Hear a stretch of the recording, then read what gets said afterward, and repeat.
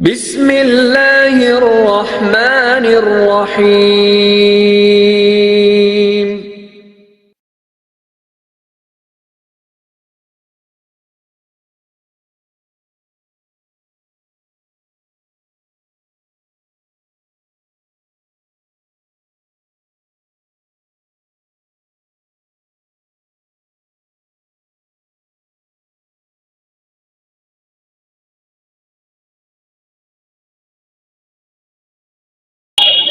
نحمد رسول اللہ نحمد صلی علی رسول الکریم اما بعد قال اللہ تعالیٰ فی القرآن المجید والفرقان الحمید اعوذ باللہ من الشیطان الرجیم بسم اللہ الرحمن الرحیم قل ان کنتم تحبون اللہ فاتبعونی یحببکم اللہ یغفر لکم ذنوبکم واللہ غفور رحیم۔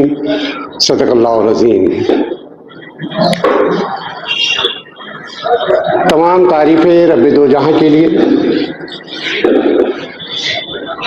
اس رب دو جہاں کا سب سے بڑا ہم پر فضل و کرم یہ ہوا ہے کہ اللہ تعالیٰ نے ہمیں ایمان والا بنایا۔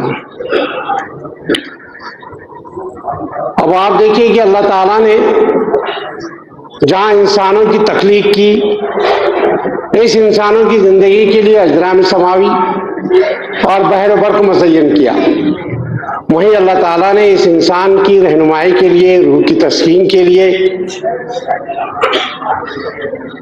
وقتاً فوقتاً اپنے رسولوں کو مبعوث فرمایا، اور یہ سلسلہ خاتم النبیین سید المرسلین حضرت محمد مصطفیٰ صلی اللہ علیہ وسلم پر ختم پذیر ہوا۔ اب اللہ کے نبی صلی اللہ علیہ وسلم کی لائی ہوئی شریعت ہے ہمارے لیے لائے عمل ہے، اور اللہ کے نبی صلی اللہ علیہ وسلم یہ آخری نبی ہے۔ اب اس نبی کریم صلی اللہ علیہ وسلم کا یہ بہت بڑا احسان و کرم ہوا ہے ہم پر، اس انسانیت پر، کہ بھٹکتی ہوئی انسانیت کو ایک راہ راست پلایا۔ پورا اشوک دور میں جو لوگ ایک دوسرے کا قتل کر دیتے تھے، لوگوں کے حقوق کو پامال کرتے تھے، ظالم کا دورہ تھا، ایسے دور میں اللہ کے نبی صلی اللہ علیہ وسلم نے اپنے منور تعلیم سے لوگوں کو آراستہ کیا، اور لوگوں کو جو ایک دوسرے کے جانی دشمن تھے ان کو ایک بنا دیا، شیر و شکر کر دیا۔ یہ بہت بڑا احسان اللہ کے نبی صلی اللہ علیہ وسلم کا رہا ہے، اور اللہ کے نبی صلی اللہ علیہ وسلم کا یہ کارنامہ بھی بڑا رہا کہ وہ سب لوگوں کو ایک کر دیا۔ اب آپ دیکھیں گے کہ جب صحابہ کرام رضی اللہ عنہ نے ایمان ڈالیا، جو جن پاکیزہ نفوذ نے اسلام قبول کر لیے، انہوں نے اللہ کے نبی صلی اللہ علیہ وسلم سے کیسی محبت کی، اور محبت کا تقاضا کیا ہے؟ تو آج ہم یہ دیکھیں گے کہ حب رسول اور اس کا تقاضا کیا ہے۔ اس حب رسول اور اس کے تقاضے کو اگر ہم نے پورا نہ کیا تو سن لیجئے، اور اگر ہم نے اللہ کے نبی صلی اللہ علیہ وسلم کا عملی نمونہ پیش نہیں کیا تو پھر حالات ایسے آئے گے کہ آپ آئے لو محمد بھی نہیں کہہ سکتے، آپ نبی صلی اللہ علیہ وسلم کی محبت کا دعویٰ بھی نہیں کر سکتے۔ جب آپ دعویٰ کرنے والے جو ہے زبانی ہو، عملی نمونہ پیش نہ کرے، تو ایسے اس زمانے میں بھی حالات تھے اور آج بھی ہیں۔ تو آج اس زمانے میں جو پورا شوق طور تھا، لوگوں کو تکلیف دی جاتی تھی، لیکن اللہ کے نبی صلی اللہ علیہ وسلم کی تعلیمات سے اور اللہ کے نبی صلی اللہ علیہ وسلم کی محبت اس طرح سے ان کے دلوں میں پیوست ہو گئی تھی کہ انہوں نے اپنی جان مال سب کچھ قربان کیا۔ اسی کے نتیجے میں اللہ تعالیٰ نے حالات سازگار کیے۔ وہ جو صحرا میں اونٹ اور بکری چرانے والے کیسر و کسرا کے حکمراں بن گئے، وہی وعدہ اللہ سے ہم سے بھی ہے۔ اگر وہی طریقہ کار اگر وہ ہم اختیار کریں گے تو اس کے نتیجے میں اللہ تعالیٰ ہمیں کامیاب کرے گا۔ اس سے پہلے کہ میں یہ بتاؤں کہ صحابہ کرام رضی اللہ تعالیٰ نے اللہ سے کیسی محبت کی، اللہ کے رسول سے محبت کیسی کی، اس سے پہلے یہ دیکھیے کہ اللہ اپنے نبی سے کیسی محبت کرتا ہے۔ عزیز ساتھیوں، دل و دماغ میں ایمانی حرارت رکھنے والے لوگوں، سن لیجئے کہ جب اللہ اپنے نبی سے ایسی محبت کرتا ہے تو ہم نے کیسی کرنا چاہیے۔ جس طرح سے میں نے جو آیت پڑھی ہے آپ کے سامنے، कुल इन कुंतुम तुहिब्बूनल्लाह फत्तबिऊनी युहब्बुकुमुल्लाह। अल्लाह अपने नबी से कह रहा है कि लोगों से कह दो कि अगर तुम अल्लाह से मोहब्बत करते हो तो मेरी इत्तिबा करो। जब मेरी इत्तिबा करोगे तो अल्लाह तुमसे मोहब्बत करेगा। अल्लाह ने अपनी मोहब्बत का फलसफा इस बात में रखा है कि तुम नबी की इत्तिबा करो। नबी के इत्तिबा के नतीजे में अल्लाह तुमसे मोहब्बत करेगा। आप देखिए कि अल्लाह के रसूल साहब जब वजू करते तो सहाबा दौड़े चले जाते थे और क्या करते थे, कपड़ों पे मलते थे, पानी गिरने नहीं देते थे।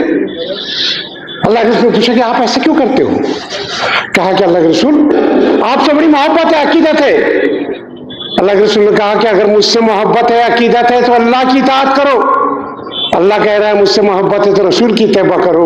कुरान कह रहा है वातिउल्लाह वातिउर रसूल, इताअत करो अल्लाह की और इताअत करो रसूल की। वातिउल्लाह व रसूल लअल्लकुम तुरहमून, कि अल्लाह और उसके रसूल की इताअत करो ताकि तुम पर रहम किया जाए। अब अगर तुम पर रहम नहीं किया जा रहा, गोया कि हम अल्लाह और उसके रसूल की इताअत के दावेदार नहीं है। ये कितनी बड़ी बात है, देखिए आप। दूसरी चीज आप देखेंगे कि उस जमाने में भी बनी इसराइल जो है, यहूदी अल्लाह के नबी सल्लल्लाहु अलैहि वसल्लम के सख्त दुश्मन थे। इसलिए थे कि वो इस बात का तो ऐलान करते थे कि एक नबी आने वाला है, और हालात हो गए और वो नबी आने वाला है। लेकिन वो नबी जब बनी इस्माइल में से आ गया तो उनको बड़ी ये तशवीश हुई। वो ये समझ रहे थे कि आखिर नबी हम में बनी इसराइल में से आएगा, तो वहीं से उन्होंने दुश्मनी शुरू कर दी। अब ये बात नहीं थी कि वो ये जानती नहीं थी कि ये नबी है। कुरान ने इसकी वजाहत की है। कुरान कहा कि ये नबी है, तुमको इस तरह से पहचानते हैं जैसा कि बाप अपने बेटे को पहचानता है। जान गए कि ये नबी बरक है, उसके बावजूद मुखालिफत। और कोई ऐसा मौका अल्लाह के नबी सल्लल्लाहु अलैहि वसल्लम की इस्तेज़ा, तज़हीक का, मजाक उड़ाने का जाने नहीं देते थे। मजलिस में आके बैठे और अल्लाह के नबी सल्लल्लाहु अलैहि वसल्लम कहते थे राइना। राइना क्या मायने होते हैं? हमारे तरफ तवज्जो दीजिए। राइना से ही से मिलता जुलता सा मुतशाबा लफ्ज एक हिब्रू जबान में है, उसको थोड़ा लमा दिया जाएगा, राइना। इसके मायने होते थे ऐ चरवाहे। तो ये यहूदी बैठ के क्या करते थे? राइना, और एक दूसरे की तरफ देख कर हंसते थे। और सहाबा ये समझते थे कि ये अपनी अल्लाह के रसूल की अपनी तवज्जो अपनी तरफ मबजूल कराना चाहते। अब यहाँ बात देखिए कि अल्लाह ताला अगर चाहता तो ये बता देता था कि राइना किस मकसद के लिए इस्तेमाल कर रहा है। लेकिन अल्लाह ताला ने क्या किया? अल्लाह ताला ने कहा या अय्युहल्लज़ीना आमनू ला तक़ूलू राइना क़ूलू उन्ज़रना वस्मऊ लिल काफ़िरीना अज़ाबन अलीम। ऐ ईमान लाने वालों, राइना मत कहो बल्कि उन्ज़रना कहो, और गौर से सुनो, उन्होंने काफिरों के लिए अज़ाब अलीम तैयार कर रखा है। एक मुतशाबा लफ्ज़ जो नबी सल्लल्लाहु अलैहि वसल्लम की तज़हीक का, मजाक का बाइस बन रहा था, अल्लाह ताला ने उसे कलअदम करार दिया। उसका इनकार, उसके इस्तेमाल को ममनू करार दिया। क्या वो उसको इस्तेमाल नहीं करेगा? एक लफ्ज़, यह है अल्लाह की मोहब्बत अपने रसूल से। ये बात जब समझ में आई हजरत अनस के, तो हजरत अनस ने शमशीर बयान लेकर जो है यहूदियों की आबादी में गए और ऐलान कर दिया कि सुन लो। सबको ऐलान किया, आज के बाद अगर कोई राय ना कहेगा तो याद रखो कि मैं उसकी गर्दन मार दूंगा। यह है वो सहाबा का। और फिर आप देखेंगे कि अल्लाह के रसूल सल्लल्लाहु अलैहि वसल्लम से जो आदाब है, अल्लाह के रसूल सल्लल्लाहु अलैहि वसल्लम की मजलिस में बैठने के, उनसे गुफ्तगू करने के, तो ये आदाब देखेंगे कि आप अल्लाह ताला ने सूरह हुजरात में बयान किया है। एक मरतबा ऐसा हुआ कि मजलिस में बैठे सहाबा और इसी गुफ्तगू के दौरान बात करते करते अल्लाह के नबी सल्लल्लाहु अलैहि वसल्लम की आवाज से उनकी आवाज बुलंद हो गई। यूं ही होगी, इनका मकसद कोई और नहीं था सहाबा का। सिर्फ गुफ्तगू के दौरान थोड़ी गुफ्तगू अल्लाह के नबी सल्लल्लाहु अलैहि वसल्लम की आवाज से थोड़ी उनकी आवाज बुलंद हो गई। अल्लाह ताला ने इसको भी बर्दाश्त नहीं किया और ये आयत नाज़िल हुई या अय्युहल्लज़ीना आमनू ला तरफ़ऊ अस्वातकुम फ़ौक़ा सौतिन नबी। ऐ ईमान लाने वालों, अपनी आवाज नबी की आवाज से बुलंद मत करो जिस तरह के तुम आपस में एक दूसरे से बात करते हो।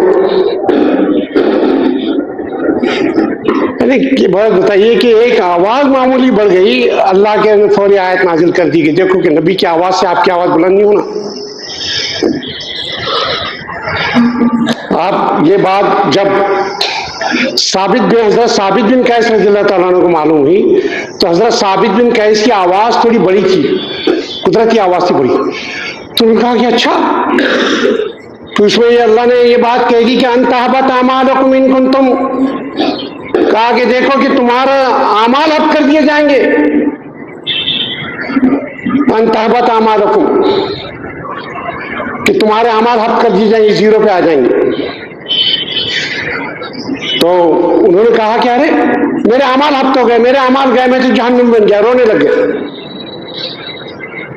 روتے تھے گڑ گڑا کے کہ میرا ماں. نماز پڑھے چلے گئے، نبی صلی اللہ علیہ وسلم مجلس میں نہیں بیٹھے. اللہ کے رسول نے پوچھا کیا بات ہے، معلوم کرو. جا کے معلوم کرو تو کہا کہ رونے لگے کہ میرے اعمال تو حبط ہو گئے ہیں، یہ آیت میرے لیے اتری کیونکہ میری آواز تھوڑی بلند ہے اور میں تو جہنم گئی. اللہ کے رسول کو جا کے اطلاع دی گئی. اللہ کے رسول نے کہا کہ نہیں، وہ تو جنت ہی ہے. جب یہ بات معلوم ہو گئی اور بعد میں اللہ کے رسول کے وصال کے بعد جب وہ چلتے تھے ثابت بن قیس، تو لوگ کہتے تھے دیکھو یہ جنتی جا رہا ہے، دیکھو یہ جنتی جا رہا ہے. اور بعد میں جنگ یمامہ میں وہ شہید ہو گئے. تو ایسی کئی مثالیں آپ کو ملیں گی.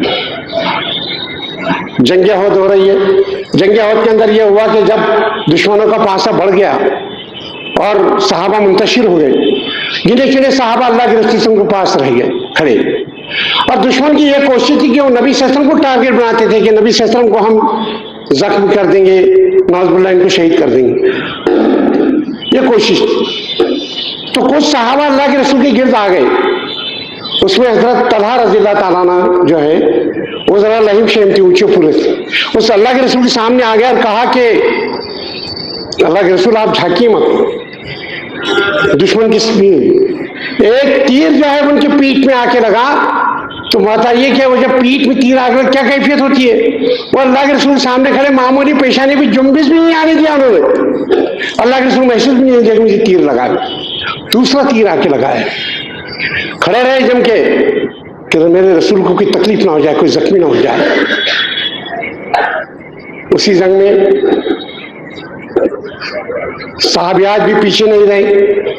حضرت ام عمارہ رضی اللہ تعالیٰ عنہ وہ اللہ کے رسول صلی اللہ علیہ وسلم کے لیے جو ہے تلوار لے کر چاروں طرف سے گھومتی تھی کہ کوئی دشمن قریب نہ آ جائے. اسی اسنا میں انہوں نے دیکھا کہ ان کے بیٹا جو ہے زخمی ہو کر گر گیا ہے. وہ گئے اپنے بیٹے کے پاس، اب اٹھا رہے ہیں. تھوڑا ذرا غور کیجیے. ایک ماں وہ ایک اپنے جوان بیٹے کو اٹھا رہی ہے، جوان بیٹے کی جسم سے خون بہ رہا ہے، کیا کیفیت ہونا چاہیے. اس حالت میں اپنے بیٹے کو کھڑے کرتی ہے، وہ زخمی ہونے کی وجہ سے گر جاتے ہیں، پھر کھڑے کرتی ہے، کہتی کہ بیٹے اٹھو، آج اپنی جان رسول کے لیے اللہ کے نبی صلی اللہ علیہ وسلم کے نام پر فدا کر دو. اٹھو، کھڑے ہو جاؤ، اپنی جان کو قربان کر دو. لیکن وہ کھڑے نہیں پاتے زخمی. یہاں تک کہ اللہ کے رسول نے کہا کہ ام عمارہ تیری جیسی طاقت کہاں ہے اس میں. تب کیا کیا ام عمارہ نے کہ بیٹا زخمی حالت میں خون بہ رہا ہے، اس کا کون تیمارداری کرے گا، کیا کرے گا، کچھ پتہ نہیں. چھوڑا اسی حالت میں، پھر تلوار لے کے نبی صلی اللہ علیہ وسلم کی گرد گھومنے لگے. ہم کو بڑا اچھا لگتا ہے سننے کی، سنتے ہیں. کئی مرتبہ سنے بھی ہوں گے آپ نے واقعات. میں یہ پوچھنا چاہتا ہوں عزیزان گرامی، اللہ اور اللہ کے رسول کی محبت کے رکھنے اور دعوے دار کرنے والوں، دل اور دماغ کے اندر جو اللہ اور اللہ کے رسول صلی اللہ علیہ وسلم کی ایمانی حرارت کی کیفیت رکھنے والوں، کیا ہماری گھر کی خواتین مثل ام عمارہ ہے؟ کیا ہمارے گھر کی خواتین بچوں کو اس نحو پہ تیار کر رہی ہے کہ بیٹے سن، تو اور تیرا مال یہ اللہ کی امانت ہے؟ کیا یہ آیت سے واجبات کرائی انہیں ان اللہ اشتری من المؤمنین انفسهم واموالهم بان لهم الجنہ. یقیناً ہم نے، اللہ تعالیٰ کہہ رہا ہے کہ ہم نے ایمان والوں کی جان اور مال جنت کے عوض میں خرید لیے. جب یہ سودا ہو گیا ہے، سودا ہو جانے کے بعد بھی اگر کوئی دعویٰ کرے تو سودا ہوتا ہے کیوں؟ مکان میں نے فروخت کر دیا، پھر میں کہوں کہ یہ مکان میرا ہے، وہ ہے کہ سودا کینسل. جب ہم نے سودا کر لیا جنت کے عوض میں، پھر یہ جان میری، یہ مال میرا. تو گویا کہ سودا کینسل، یعنی آپ جنت نہیں جانا چاہتے۔ اگر یہ آیتیں ہماری گھر کی خواتین ان نئے نئے نسلوں کے کانوں میں ڈالے گی تو جان لیجئے کہ آنے والی نسل جب پروان چڑھے گی تو اللہ اور اللہ کے رسول صلی اللہ علیہ وسلم محبت کے دعوے دار نہیں بلکہ اس کے حقوق کو ادا کرنے والے بنے گی۔ آج حالات یہ بتا رہے ہیں کہ امت مسلح کی نئی نسلوں کو دشمن ایک پلاننگ سے، بہت منظم پلاننگ سے کام کر رہا ہے اور ہم غفلت کی نیند سو رہے ہیں۔ کیا کر رہا ہے؟ وہ کہتا ہے کہ یہ جو بوڑھے ہو گئے ہیں، جو جوان ہو گئے، ٹھیک ہے چلے دو، لیکن یہ ان کی نئی نسلوں کو کڈنیپ کر لو۔ اور کڈنیپ ہو رہے ہیں کس طرح سے؟ نظریاتی طور پر، فیشن کے طور پر، ماڈرنائزیشن کے زمانے میں ان کے ذہنوں کو کیچ کر لیا جا رہا ہے، ان کو لگا دیا جا رہا ہے، بے روی کی شکار بنا دیا جا رہا ہے۔ اور یہ نوجوان، اللہ کے رسول نے کہا کہ میں موسیقی کے آلات توڑنے کے لیے آیا ہوں، اور یہ نوجوان موسیقی کا دل دادا ہے، ہیڈ فون لگایا، موسیقی سن رہا ہے، جھومتے ہوئے چل رہا ہے۔ جو لوگ موسیقی سنتے ہیں یاد رکھیے کہ وہ بزدل ہوتے ہیں، اور آج تک دنیا میں کسی بزدل نے کوئی انقلاب برپا نہیں کیا۔ اس نئی نسل کو بزدل بنا دینا چاہتے ہیں، وہ حق بات کہنے سے بھی ڈرتے ہیں۔ پولیس کا ایک پیر کا پٹکا تو حالات غیر ہو گئی، اور وہ صحابہ تھے کہ جان قربان کرنے کے لیے دشمن کے سامنے کھڑے ہو جاتے تھے۔ کہاں ہے وہ طلحہ جیسے لوگ ہمارے درمیان میں؟ کہاں ہے کہ اس زمانے میں تیر چلائے جا رہے تھے، آج بھی چلائے جا رہے ہیں، نظریات وہی ہے، طریقہ کار بدلا ہے۔ آج الزام لگایا جا رہا ہے، بے بنیاد باتیں کہی جا رہی ہے۔ کہاں ایسے افراد جو کھڑے ہو جائے حق بات کہنے کے لیے کہ میرے رسول کی یہ بات ہے اور میں اپنے رسول کی بات لوگوں تک پہنچاؤں گا؟ ذرا سا حالات کیا بگڑے، ہوائیاں اڑنے لگ گئی، اور پھر دعویٰ ہے کہ ہم ایمان والے ہیں۔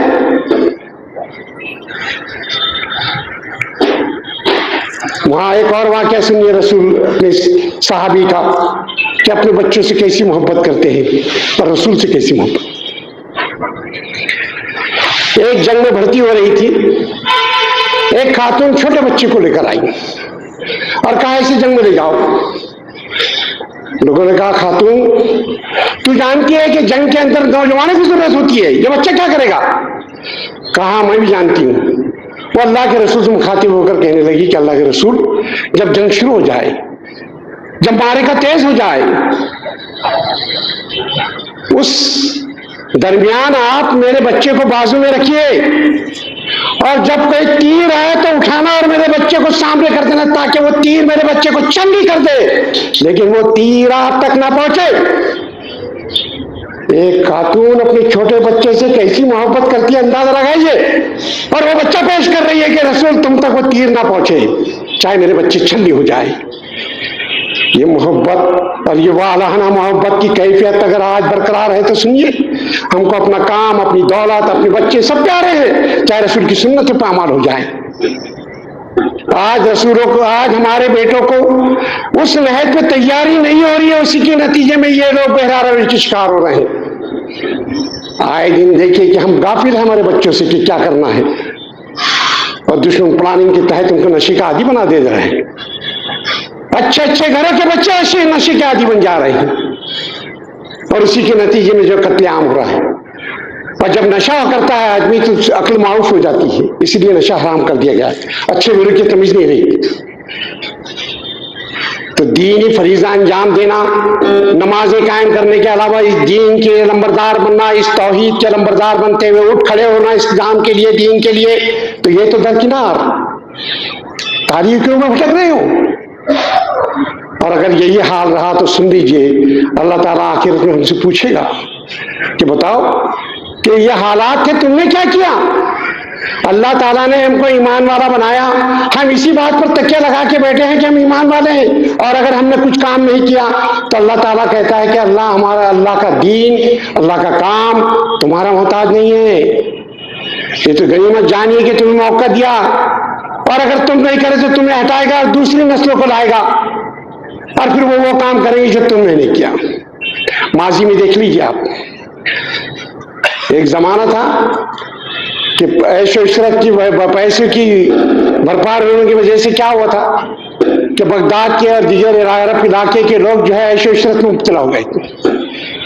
غیر ضروری بحث پر پیسہ اڑایا جا رہا ہے، کبوتر پر پیسہ اڑایا جا رہا ہے. بیٹھے ایک مجلس میں بیٹھے، اب یہ بحث ہو رہی ہے کہ پہلے منڈا، پہلے مرغا یا پہلے انڈا، اس پر بحث ہو رہی ہے. ایک سوئی کی نوک پر کتنے فرشتے بیٹھتے ہیں، اس پر بحث ہو رہی ہے. بحث بڑی زور کی چل رہی ہے. تاتاری بغداد کے اندر گھستے ہیں اور کیا کیا تاتاریوں نے؟ 2.5 لاکھ مسلمانوں کا قتل عام کیا. یہ حالات، یہ سزا دی گئی کہ تم دین کے لیے نہیں اٹھو گے تو پھر انجام یہی ہوگا. بعد میں انہی تاتاریوں نے اسلام قبول کرا. دین کا وہ کام کرا جو پچھلے عرب کے لوگوں نے نہیں کیا تھا، جو قرآن کی بات ثابت ہو رہی ہے. اگر ہم اسی بات کو تکیہ لگا کے بیٹھے اور دین کا کام نہیں کرے تو یاد رکھیے کہ اللہ تعالیٰ ہمیں بھی ہٹا کر دوسروں کو کھڑے کر دے گا. لیکن ہم سے پوچھ تو ضرور ہوگی. صرف ہم نے دین اور اسلام کو نماز کی پابندی کرنے میں اور قرآن کی تلاوت کرنے میں اسی کو سمجھا اور نماز کے مسجد کے قدم باہر نکالے تو پھر ہم گناہ گار مصروفیات میں مصروف ہو گئے. پھر وہی جھوٹ، پھر وہی دھوکہ. نماز کی پابندی. آپ بتائیے کہ اللہ کے رسول صلی اللہ علیہ وسلم بخار کی حالت میں 2 صحابی حضرت زبیر اور حضرت عباس کے سہارے جو ہے کاندھے پہ ہاتھ رکھ کے پیر ریلتے ہوئے یہ مسجد میں آتے ہیں، نماز پڑھتے ہیں. کبھی ایسا ہوا شدت بخار میں ہم کسی کے سہارے مسجد میں آئے؟ معمولی سر کیا دکھا میں نماز گئی. اگرچہ کہ بہت سی باتیں ہیں اس میں، ایک بات کہ میں اپنی بات ختم کروں گا. ایک تشریح طلب بات ہے کہ اللہ کے رسول سے محبت کے جو تقاضے ہم کر رہے ہیں اس کا عملی نمونے کی ضرورت ہے. آج ہم بھی سیرت کو پڑھیے، ہماری نسل کو واجداد کیجیے. ذرا غور کیجیے کہ ہم نے سیرت کتنے بچوں نے یہاں پڑھے، کتنی سیرت کی کتابیں ہمارے گھر میں رکھی ہوئی ہے. ہمارے بچوں کو ہم نے سیرت سے واجداد کرایا نہیں کرایا؟ یاد رکھیے کہ نئے نسل جب بے راہ روی کا شکار ہو جائے گی تو اس کی ذمہ دار تم ہو گے اور اس کی پکڑ اللہ تم سے کرے گا. جب اولاد، ماں اور باپ جب ہے اولاد تربیت کرتے ہیں تو لوگ افراد کیسے پیدا ہوتے ہیں؟ یہ دین کے اندر، اسلام میں اور ماضی میں اسلاف میں جو بڑے بڑے افراد، عظیم افراد پیدا ہوئے، یہ ان کے والدین کی تربیت کا نتیجہ ہے. محدث شاہ ولی اللہ دہلوی کا نام آپ نے سنا ہے. وہ کہتے ہیں کہ مجھے اس مقام پہ لانے کے لیے جو مجھے اس مقام ملا ہے یہ میرے والدین کا کارنامہ ہے. وہ بتاتے ہیں کہ ایک مرتبہ وہ سوئے تھے صبح میں، تو رات کا وقت تھا، سوئے صبح فجر کو جو ہے ان کے والد نے اٹھایا اور چلے گئے نماز. جب نماز سے آیا تو مجھے سوتا ہوا دیکھے تو بڑے غصے کی حالت میں میرے طرف آئے. تو میری والدہ نے کہا ذرا دیکھتے ہو اسے کتنا شدت کا بخار ہے. شدت کا بخار تھا. یہ بات سننے کے بعد میرے والد اور تیزی سے آئے اور میرے بال پکڑ کے اٹھا کے بیٹھے، اٹھ، جہنم کی آگ اس سے بھی تیز ہے. عزیزان گرامی، کیا ہم نے بچوں کو بہت تیز بخار کی حالت میں کبھی نماز کے لیے اٹھایا؟ بخار نہیں بھی ہے تو ہم نماز کے لیے نہیں اٹھاتے، سختی نہیں کرتے. ہم جا رہے ہیں، بچے کو لحاظ پڑ گیا، محبت ہے کہ بچے کو سردی لگیں گی، اس کو اڑا رہے ہیں اور جا رہے ہیں. یہ محبت نہیں. آپ کہہ رہے بیٹھے تو جہنم میں جا، میں جا رہا ہوں جنت میں. آپ بھی نہیں جا سکتے جنت میں. یہی اولاد گریبان پکڑے گی کہ اللہ یہ ہے وہ ہمارے والدین جنہوں نے سیرت سے ہمیں بتایا نہیں تھا، انہوں نے نماز کی سختی نہیں کرے تھے، انہوں نے اسلامی احکامات کی پابندی نہیں کری.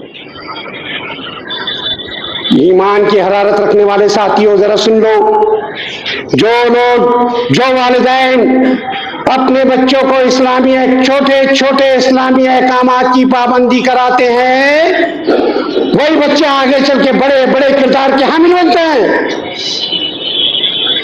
اسلامی معاملات اور نماز کا اور قرآن کا معاملہ ہے، جانے دو، بچہ ہے، چھوٹا بچہ ہے، بچے کو دوسرے معاملات میں سب سمجھ رہا ہے. تو اس بچپن ہی سے جو ہے ہم کو کوشش کرنا چاہیے کہ ہم سیرت کو بتائیں، صحابات کے واقعہ بتائیں، صحابیات کے بتائیں کہ کیسے اللہ کے رسول سے محبت کرتے تھے. ہم بھی تو ایمان والے ہیں، رسول سے محبت کا دعویٰ کرتے. ہم نے کبھی ایسی قربانی پیش کی ہے کیا؟ جان اور مال تو چھوڑیے، ہم وقت کی قربانی نہیں کرتے ہیں. مؤذن اذان دیتا ہے اور ہم خرامہ چلے آ رہے ہیں. مؤذن جب اذان دیتا ہے حی علی الصلاۃ، آ نماز کی طرف، اس اذان پر، اس آواز پر جو مسجد کا رخ کر لیتے ہیں مؤذن کہتا ہے حی علی الفلاح، اور کامیابی کی طرف، اس آواز پر جو مسجدوں کے اندر داخل ہو جاتے ہیں، کامیابی ان کے لیے ہے، ہر کسی کے لیے کامیابی نہیں ہے۔ یہی وجہ ہے کہ برسوں سے اذان سن رہے ہیں، نمازیں بھی وقت پر کبھی دیر 1 رکعت جاری 2 رکعت پڑھ لے رہے ہیں، لیکن کامیابی سے ہم کنار نہیں ہو رہے۔ جمعے کا دن جبکہ یہ بتایا گیا کہ 1 دن پہلے سے تیاری کی، اذان ہو جاتی ہے اور آخر میں صرف نماز ادا کرنے کے لیے آتے ہو آپ۔ یہ ایسے وقت کی اگر ہم قربانی دینے والے نہیں بنیں گے تو یاد رکھیے آنے والے وقت میں ہم کچھ بھی قربانی نہیں دے سکتے، اس کے نتیجے میں حالات اس سے پرآشوب آ سکتے ہیں۔ اس میں اور بھی بہت سی تشریح طلب باتیں ہیں، لیکن وقت ختم ہوتا ہے، لہٰذا میں یہ بات کہتی ہوں کہ ہم سیرت سے پڑھیے، بچوں کو بھی پڑھائیے، اور میں دعا کرتا ہوں کہ اللہ تعالیٰ جو ہے نبی صلی اللہ علیہ وسلم کی بعثت اور نبی صلی اللہ علیہ وسلم کے مشن کو سمجھنے اور اسے انجام دینے کی ہمیں توفیق عطا فرما، ہماری اولاد کو اسلامی نہج پر تربیت کرنے کی ہمیں توفیق عطا فرما۔ اسی کے ساتھ آپ جس مسجد میں بیٹھے ہیں، آپ جانتے ہیں کہ یہاں جو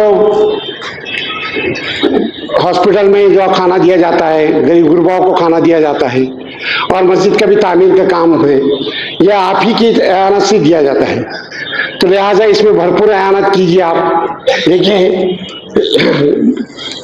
جو مال لگاؤں گے تعمیر مسجد میں، یہاں بھی کام آئے گا وہاں بھی کام آئے گا۔ پیسے تو ہر جگہ خرچ ہوتے ہیں، لیکن اگر مخصوص اور اللہ کے دین کے لیے اور اس مسجد کے اللہ کے گھر کی تعمیر کے لیے اگر ہمارا پیسہ خرچ ہوتا ہے تو یہ جان لیجیے کہ یہ بہت بڑا اثاثہ ہے اور یہی کام آنے والا ہے، یہی کام آنے والا ہے۔ اللہ کے رسول نے ایک مرتبہ مجلس میں کہا تھا، اچھا بتاؤ تم میں سے اپنے وارثوں کا مال کسے پسند ہے؟ لوگوں نے کہا اللہ کے رسول ہمیں اپنے وارثوں کا مال کیوں پسند ہوگا، ہمیں تو اپنا مال پسند ہے۔ کہا سن لو کہ جو مال تم نے اللہ کی راہ میں لگا دیا وہ مال تمہارا، باقی مرنے کے بعد تو یہ مال وارثوں کا ہے۔ غور کیجئے کہ ہم وارثوں کے لیے پیسے جوڑ جوڑ کے رکھ رہے ہیں اور ہم اپنے لیے کچھ خرچ نہیں کرنا چاہتے، تو ضرورت اس بات کا ہے، تقاضا یہ ہے کہ آپ جتنا بھی ہو سکتے ہیں اس میں آپ بھرپور تعاون کیجئے۔